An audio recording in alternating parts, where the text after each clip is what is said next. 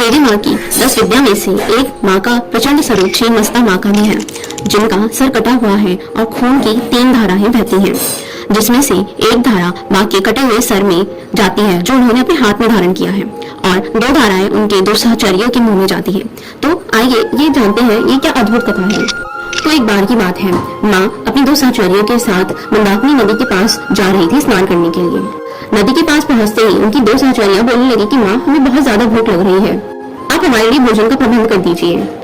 माँ उन्हें कहती है कि मैं पहले स्नान कर लेती हूँ, फिर मैं तुम लोगों के भोजन का प्रबंध कर लूंगी, तुम लोग कुछ देर इंतजार करो। माँ तो चली गई नहाने के लिए।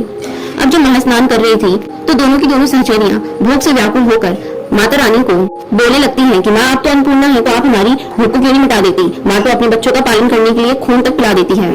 इस पर माँ को अत्यधिक क्रोध आया। वो नदी से निकलती है, खड़ग का आवाहन करती हैं और अपने सर को काट डालती हैं।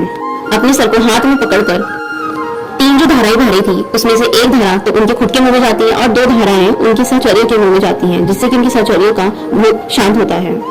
अब माँ के फोटो के नीचे जो कामदेव और रति का रूप है और जो माता का प्रचंड रूप है, वो दर्शाता है कि अंत ही आरंभ है। जिस प्रकार कामदेव और रति जन्म की प्रक्रिया को निर्धारित करते हैं, उसी प्रकार अंत भी होता है एक दिन। माँ के इस स्वरूप श्री मस्ता का आवाहन करने से सभी मनोकामना अवश्य पूरी होती है और जल्द से जल्द पूरी होती है। ऐसे और वीडियो के लिए लाइक करें, सब्सक्राइब करें।